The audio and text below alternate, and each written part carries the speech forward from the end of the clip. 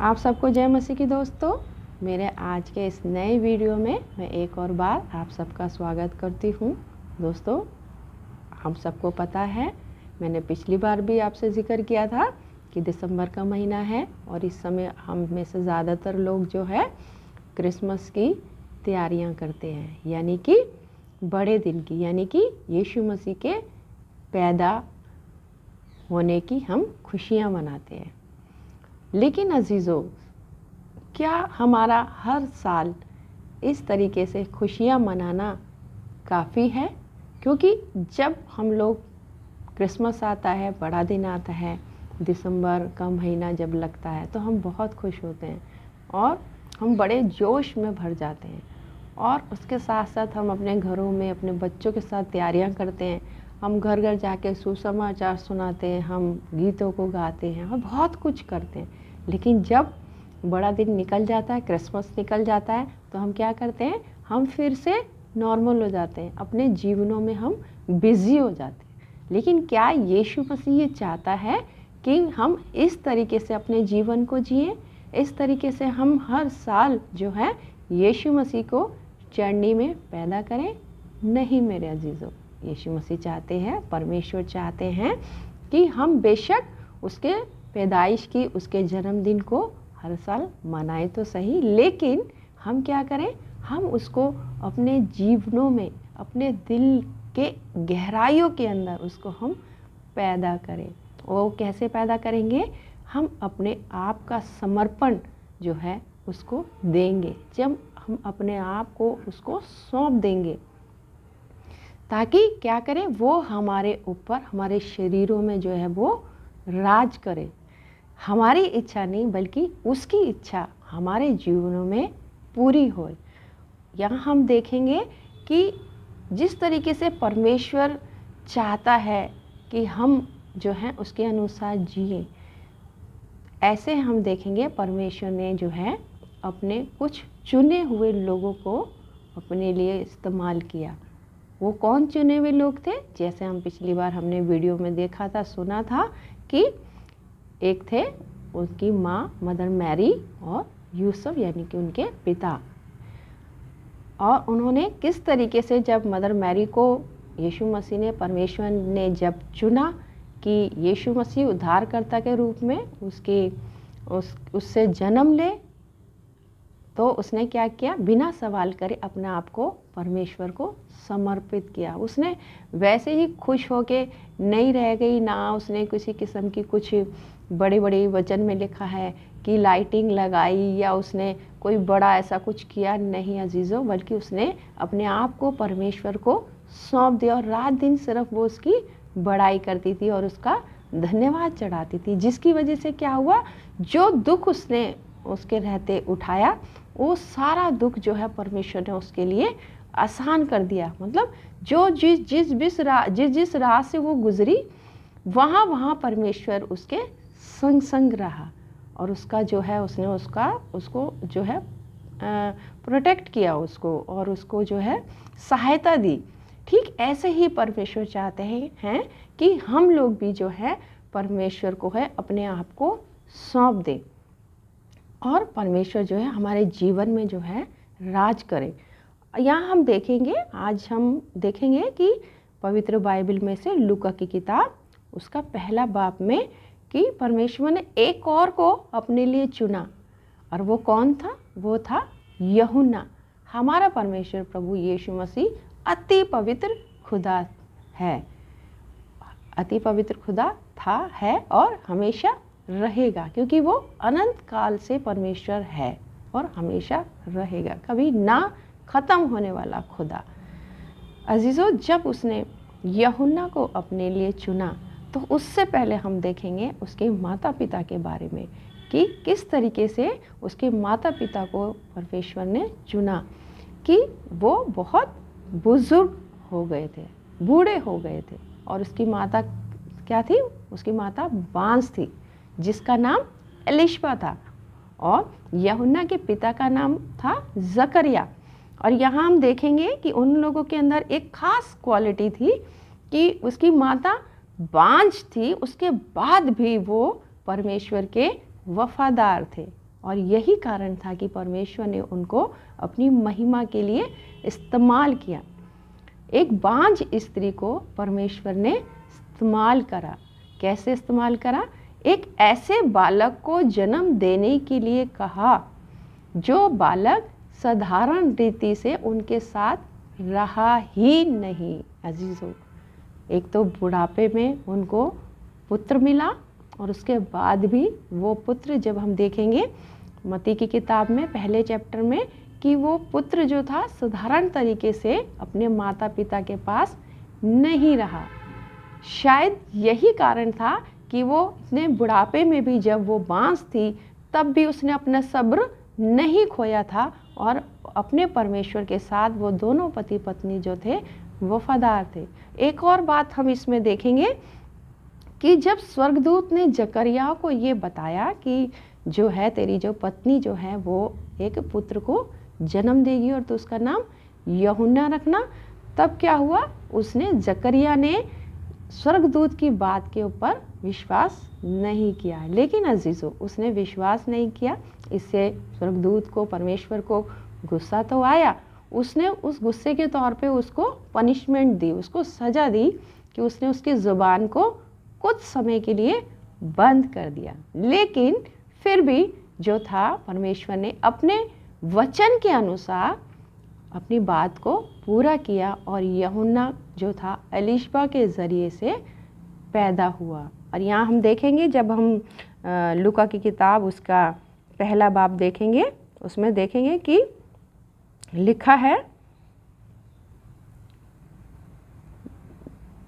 धूप जलाने के समय लोगों की सारी मंडली बाहर प्रार्थना कर रही थी। उस समय प्रभु का एक स्वर्गदूत धूप की वेदी की दाहिनी ओर खड़ा हुआ उसको दिखाई दिया। जकरिया देखकर घबराया और उस पर बड़ा भय छा गया। परंतु स्वर्गदूत ने उससे कहा, हे जकरिया, भयभीत ना हो, क्योंकि तेरी प्रार्थना सुन ली गई है और तेरी पत्नी एलिशबा तेरे लिए एक पुत्र, पत्नी से तेरा एक पुत्र उत्पन्न होगा, तो उसका नाम यूहन्ना रखना। तुझे आनंद और हर्ष होगा और बहुत लोग उसके जन्म के कारण आनंदित होंगे, क्योंकि वे प्रभु के सामने महान होगा और दाखरस और मदिरा कभी ना पिएगा और ना अपनी माता के गर्भ ही से पवित्र आत्मा से परिपूर्ण हो जाएगा और इस्राएलियों में बहुतों को उनके प्रभु की ओर फेरेगा। हालेलुया, प्रभु की स्तुति हो। हाँ मेरे अजीजों, आपने देखा कि किस तरीके से इसमें लिखा है कि वो अपनी माता के गर्भ से ही परिपूर्ण हो जाएगा, यानी कि पवित्र आत्मा से भर जाएगा। और हमने जिक्र किया था पहले भी कि जब स्वर्गदूत ने मदर मैरी को, यीशु की माँ को, जब वो गर्भवती थी, ये संदेशा दिया कि एलिशबा जो है बुढ़ापे में पुत्र जनने वाली है, पैदा करने वाली है, तो उससे मिलने जा। और जब मरियम उससे मिलने गई तो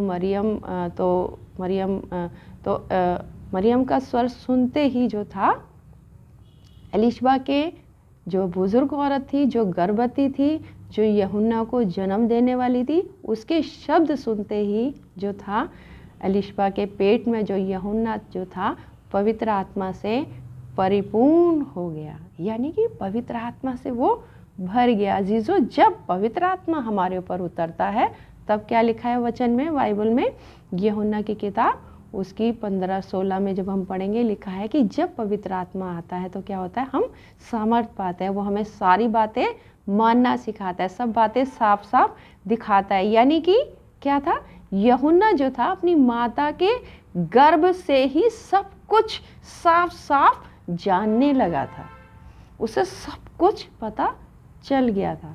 और जब वो दुनिया में आया, और दुनिया में जब आया उसके बाद जो है मत्ती की किताब में लिखा है कि यूहन्ना जो था वो जंगल में रहा करता था, वो अपने माता पिता के पास नहीं रहा मेरे अजीजों, वो बुजुर्ग लोगों के पास नहीं रहा जिन्होंने उसको बुढ़ापे में पैदा किया था, उनके पास वो नहीं रहा। और क्या हुआ, वो जंगल में रहा और उसको खाना, पहनना, ओढ़ना, रहना किसी की भी उसे चिंता नहीं थी, क्योंकि वो परमेश्वर का चुना हुआ था और पवित्र आत्मा से गर्भ में ही वो परिपूर्ण हो चुका था जिसके कारण जो था उसे किसी भी चीज़ का मोह नहीं था। जब पवित्र आत्मा हमारे ऊपर उतरता है तो क्या होता है, हम नया जन्म पा जाते हैं। हम जो है, हमारा संसार से मोह माया खत्म हो जाती है। देह शरीर से जो है, शरीर से रिलेटेड जो भी चीज़ें हैं उसमें हमारा मन नहीं लगता। और यूहन्ना जो था अति पवित्र व्यक्ति था, परमेश्वर का चुना हुआ नाज़िर था। यूहन्ना जो था उसने संसार से मोह नहीं किया। और उसमें लिखा हुआ है, मत्ती की किताब उसका 3 बाब उसका 4 आयत में लिखा है कि यह यूहन्ना ऊंट के रोम का वस्त्र पहने था और अपनी कमर में चमड़े का कटिबंध बांधे हुए था और उसका भोजन टिड्डियां और वन मधु था। और क्या हुआ, सारे यरूशलेम और सारे यहूदिया और यरदन के आसपास के सब स्थानों के लोग उसके पास निकल आए और उन्होंने अपने अपने पापों को मानकर यरदन नदी में उससे बपतिस्मा लिया। अजीजों, ये वही यूहन्ना था जो परमेश्वर ने चुना था माता के गर्भ के अंदर। मेरे अजीजों, आज हमें ज़रूरत है यूहन्ना जैसे परमेश्वर को स्वीकार करने की। आज हमें ज़रूरत है एलीशबा और जकरिया के जैसे विश्वास की। यदि हमारे जीवन के अंदर कोई कमी या घटी है भी तो भी जो है हमने अपने परमेश्वर की भक्ति को नहीं छोड़ना, क्योंकि ना जाने वो कौन सा समय आए कि परमेश्वर जो है हमें अपनी महिमा के लिए इस्तेमाल करे। अजीज़ों, तब क्या होगा, तब हमें हमें संसार की जो हम तैयारियां करते हैं हर साल, वो तैयारियां करना हमारे लिए सार्थक हो जाएगा। क्योंकि ये ज़रूरी है कि यीशु मसीह दुनिया में आया, यीशु मसीह हमारे लिए मरा, लेकिन वो कौन सा समय था, कौन सी डेट थी, ये तो कोई भी नहीं जानता। लेकिन ये ज़रूरी है कि यदि हम परमेश्वर को अपनाएंगे, परमेश्वर का जन्म हर साल चरनी में ना करके बल्कि अपने दिलों में, अपने दिल की गहराइयों में उसका जन्म हम होने देंगे, लेकर आएंगे, तो क्या होगा, हम बदल जाएंगे और हम परमेश्वर की इच्छा को पूरा कर पाएंगे। अजीज़ों, हमने क्या करना है, हमने परमेश्वर को अपना उद्धारकर्ता मानना है। और जिस तरीके से यूहन्ना ने अपना काम पूरा किया, उसके काम का मकसद क्या था, इसमें लिखा है कि यूहन्ना ने उनसे बोला, मैं तो पानी से तुम्हें मन फिराव का बपतिस्मा देता हूँ, परंतु जो मेरे बाद आने वाला है वो मुझसे शक्तिशाली है, मैं उसकी जूती के उठाने के योग्य नहीं, वह तुम्हें पवित्र आत्मा और आग से बपतिस्मा देगा। उसका सूप उसके हाथ में और वह अपना खलिहान अच्छी रीति से साफ करेगा और अपने गेहूं को तो खत्ते में इकट्ठा करेगा, परंतु भूसी को आग में जलाएगा जो बुझने की नहीं है। मेरे अजीज़ों, मेरे बहनों और भाइयों, परमेश्वर आज ये हमसे चाहता है कि हम भूसी जैसा जीवन ना जिए। भूसी जिसको जो एक फूंक में उड़ जाती है, नाश हो जाती है, ख़त्म हो जाती है। लेकिन यहाँ पर कौन सी वाली भूसी का जिक्र है, जो ख़त्म नहीं होगी।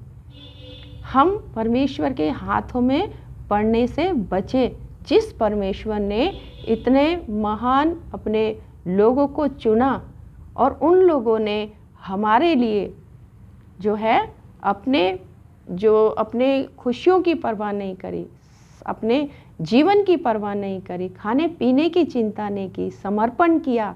जहाँ पर मदर मैरी, यूसुफ, वहाँ पर यूहन्ना और भी बहुत से ऐसे लोग हैं जिन्होंने जो है परमेश्वर के लिए पूरी तरीके से अपने आप को समर्पित किया। अजीज़ों, आज परमेश्वर हमसे चाहता है कि हम जो है अपने आप को परमेश्वर के हाथ में सौंप दें, ताकि जो है परमेश्वर का आना पृथ्वी पर सार्थक हो जाए। आज परमेश्वर हमें वो जीवन देना चाहता है जिसके लिए वो दुनिया में आया था, यानी कि वो हमें अपने साथ रखना चाहता है। क्यों साथ रखना चाहता है? क्योंकि वो हमसे बहुत ज़्यादा प्रेम करता है। जिस तरीके से उसने यूहन्ना को भेजा, जिस तरीके से उसने मदर मैरी और यूसुफ को चुना, सोचिए कि उनको क्या मिला बाद में। क्योंकि मदर मैरी जो थी, माता मरियम जो थी, यूसुफ जो था, उनसे तो उनका बेटा जो था क्रूस पर मारा गया और दुनिया से चला गया। और यहाँ पर यूहन्ना, उसने अपना काम पूरा किया और वो भी, उसका भी जो है वहाँ के राजा ने सर कटवा दिया और वो भी मारा गया। अजीज़ों, क्या इन सब का बलिदान का जो है वो हमसे बदला नहीं लेगा? जब यीशु मसीह ने खुद को भी कुर्बान कर दिया, तो क्या इन सब का अपना बदला परमेश्वर जो है हमसे नहीं लेंगे? अजीज़ों, आज ही हम अपने आप को परमेश्वर के हाथ में सौंप दें, ताकि जो है हमारा हर साल बड़ा दिन मनाना, यीशु मसीह के जन्म की खुशी को मनाना सार्थक हो जाए और हम बदल जाएं जैसा परमेश्वर हमसे चाहता है। आप सबको जय मसीह की। आइए हम छोटी सी प्रार्थना करें। धन्यवाद करते हैं यीशु मसीह, तूने अब तक संभाला पिता परमेश्वर। तेरी आशीषों और बरकतों के लिए तेरा धन्यवाद चाहती हूँ पिता। इस सुंदर समय में भी पिता परमेश्वर तेरे हाथ में सौंपती हूँ पिता। एक और बार तेरा धन्यवाद करती हूँ प्रभु कि हमारे लिए तू संसार में आया पिता परमेश्वर, अपना वैभव छोड़ के पिता परमेश्वर।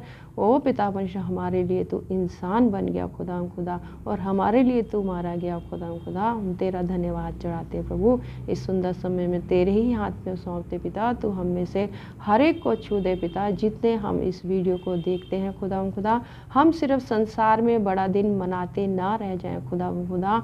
हम सिर्फ संसार में गाना गाते हुए ही ना रह जाएं खुदा उद्धार करता, बल्कि हम जब तू हमें लेने आए खुदा तो हम तेरे साथ जाने वाले हो सके खुदा। तेरे अनुसार पवित्र बन सके, निष्पाप हो सके खुदा। तू ऐसे तो पिता परमेश्वर हमारे ऊपर दया कर दे पिता परमेश्वर। जो भी गुनाह, गलती, खता, पाप हम लोगों ने की है पिता, तू हम में से हर एक को तू क्षमा कर प्रभु, और अपने पवित्र लहू से पिता परमेश्वर तू हमें धो दे यीशु मसीह जी, ताकि पिता परमेश्वर तेरा लहू बहाना प्रभु जी हमारे लिए सार्थक हो जाए पिता परमेश्वर। तेरे हाथ में हम हर एक को सौंपती हूँ, जितने मेरे इस वीडियो को देख रहे हैं खुदा, हर एक को छू दे, हर एक का रक्षक और हर एक का निगहबान हो पिता परमेश्वर। हर एक को तेरे सुरक्षित हाथों में सौंपते हुए यीशु मसीह के नाम से मांगती हूँ, आमीन।